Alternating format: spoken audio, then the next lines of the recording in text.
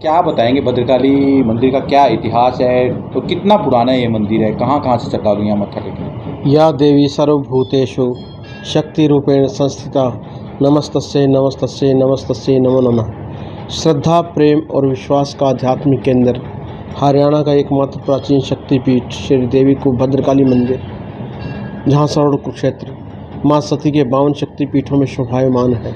जब दक्ष प्रजापति ने कनखल में बृहस्पति शिव नाम का यज्ञ रचाया, सती उनकी पुत्री बिना बुलाए अपने पिता के घर चली गई। वहाँ पर भगवान शंकर का और सती का निरादर हुआ तो सती ने अपने प्राणों को त्याग दिया। उस शव के प्रति मोहग्रस्त होकर के भगवान शंकर ने उन्मत्त अवस्था में, पागलों की अवस्था में सती के शव को धारण किया और ब्रह्मांड में उन्मत्त अवस्था में, पागलों की अवस्था में विचरण करने लगे।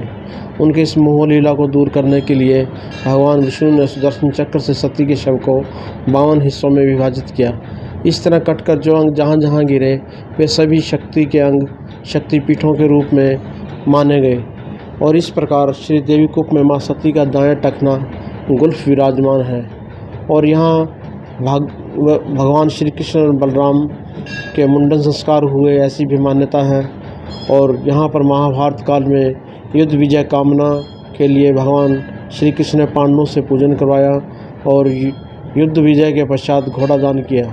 आजकल इस महाशक्तिपीठ में अभी नवरात्रों का उत्सव शुक्ल आषाढ़ पक्ष में जो गुप्त नवरात्रे होते हैं वो मनाया जा रहा है, जो आज त्रयोदशी तिथि को माँ भद्रकाली मंदिर में शनिवार को माँ के भक्तों का मेला लगा हुआ है और माँ भक्तों की सभी मंगल मनोकामनाएं पूर्ण करती हैं।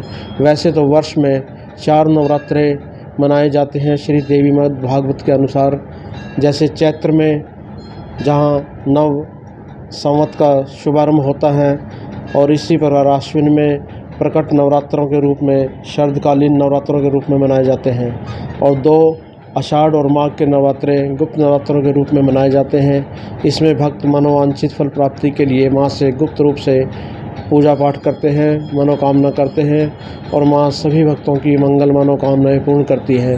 जय माता की। तो यहाँ पे घोड़े किस किस्म के घोड़े चढ़े थे? मिट्टी, सोने, चांदी की जो परंपरा आज भी चली आ रही है? महाभारत काल में जो भगवान कृष्ण ने पांडवों से युद्ध का घोड़ा दान करवाया था और आज लोग समय अनुसार मिट्टी के, चांदी के और असली घोड़े भी चढ़ा सकते हैं।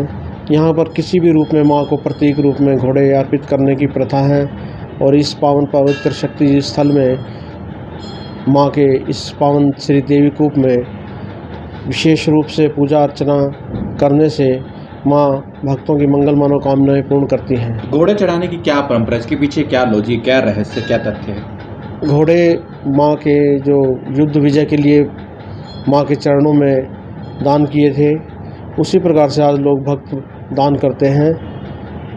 वो परंपरा कितना पुराना ऐतिहासिक मंदिर है ये? लगभग काफ़ी पुराना में तो वामन पुराण में इस स्थान को श्री देवी कूप के नाम से माना गया है। कुरुक्षेत्र के 4 कुओं को श्री देवी कूप, रुद्र कूप, विष्णु कूप और चंद्र कूप। और इसी प्रकार 7 नदियाँ सरस्वती, हिरण्यवती, आपका, कैशगी, दृषद्वती इत्यादि नदियों का वर्णन मिलता है। और 7 वनों का वर्णन मिलता है, काम्य, फल की, मधुबन इत्यादि वनों का वर्णन मिलता है। यहाँ जहाँ हम श्री देवी को भद्रकाली मंदिर में बैठे हैं, यहाँ नज़दीक में पावन सरस्वती के तट पर इस मंदिर का वर्णन मिलता है और आज भी सरस्वती के अवशेष नज़दीक में पाए जाते हैं। तो कोई खास दिन होता है यहाँ पूजा करने के लिए या कभी भी आ सकता है श्रद्धालु पूजा करने? काल नियंत्रणात् काली, काल शनि जैसी शक्ति को जो नियंत्रित करे उस महाशक्ति को काली नाम से पुकारा गया है। उनके भी 8 स्वरूपों का वर्णन मिलता है, चामुंडा काली, गुह्या काली, महाकाली, शमशान काली, रौद्र काली, दक्षिणा काली। यहाँ माँ का शांत रूप है, भद्रकाली रूप में है। भगवान भोलेनाथ चरणों में विराजमान है और माँ के क्रोध को शांत करने के लिए यहाँ पर ये शांत रूप है माँ का। भद्रकाली रूप में कल्याण करने वाली मुद्रा में, वर मुद्रा में दोनों हाथ हैं माँ के। ये शांत रूप है माँ का। जय माता।